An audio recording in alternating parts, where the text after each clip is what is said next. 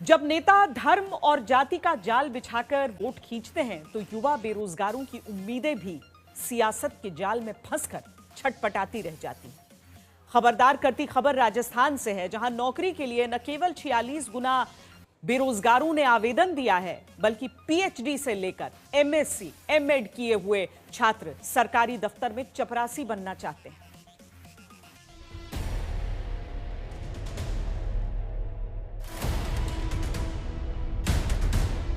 जयपुर की कोचिंग में पढ़ते ये राजस्थान के वो युवा बेरोजगार हैं जिनके पास डिग्री की कमी नहीं, कमी सरकारी नौकरियों की। हालात की हकीकत सुनेंगे, आप कहेंगे क्या सच में ऐसा होता है?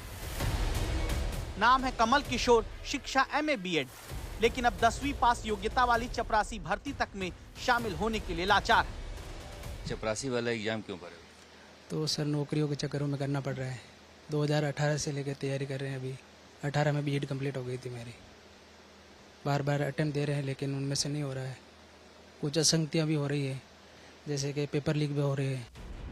तनुजा यादव और सुमित्रा चौधरी की शिक्षा इतनी है कि ये बच्चों को पढ़ा सकती हैं, बड़े कॉलेज में शिक्षक बन सकती हैं, प्रशासनिक सेवा की तैयारी अभी कर रही हैं, लेकिन सरकारी नौकरी की लड़ाई इतनी बड़ी है कि अब चपरासी बनने की भर्ती में इन्हें लगता है चांस छोड़ा नहीं जा सकता। मैंने बीएससी और एमएससी कर रखी है, पर बेरोजगारी इतनी है कि भरना पड़ा फॉर्म। काम कर लेंगे आप? वो तो एक बार जॉब तो लगे, क्योंकि हर वैकेंसी में इतना घोटाला होता है, इसमें भी क्या पता नंबर आए या नहीं है।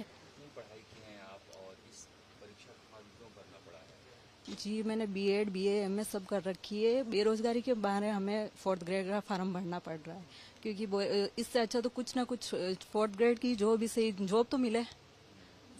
वैसे आरएस आईएएस वाले ही भर रहे, तो हम तो 1st ग्रेड की तैयारी कर रहे हैं। राजस्थान में 53,749 पदों की चपरासी भर्ती निकली है। अब तक 24,76,000 आवेदन आ चुके हैं। चपरासी की एक पोस्ट के लिए 46 लोगों में दावेदारी है। 10वीं पास योग्यता जहां मांगी गई, वहां दावा है पीएचडी स्कॉलर तक ने फॉर्म भरा है। राजस्थान कर्मचारी चयन आयोग के दफ्तर पर बेरोजगार पहुंचकर कह रहे हैं 2 दिन और तारीख फॉर्म भरने की बढ़ा दीजिए, क्योंकि चपरासी भर्ती में आखिरी 5 घंटे में 1,11,000 फॉर्म भरा गया।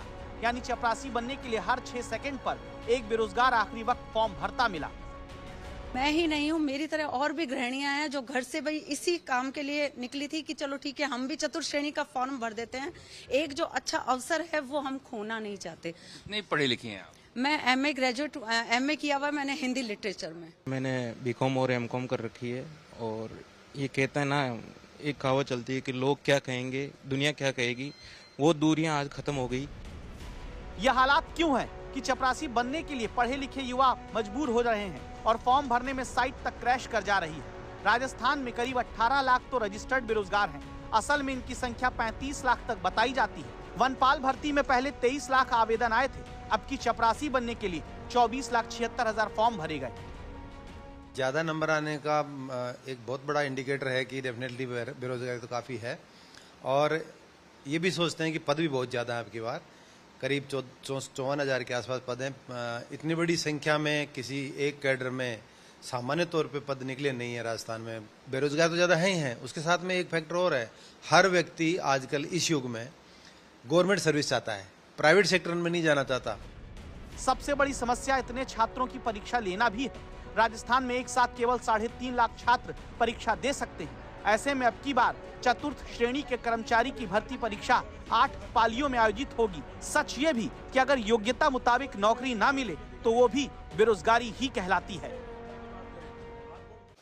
सभी की पढ़ाई किए हुए छात्र फॉर्म भर देते हैं कि क्या पता नौकरी मिल जाए, वरना हालात ये हो गए हैं बेरोजगारी के कि इतनी पढ़ाई करने के बाद भी कहीं नौकरी नहीं मिल रही है। अब सवाल यही है कि इतने पढ़ने लिखने के बाद क्या किसी दफ्तर में जाकर ये पानी चाय पिलाएंगे?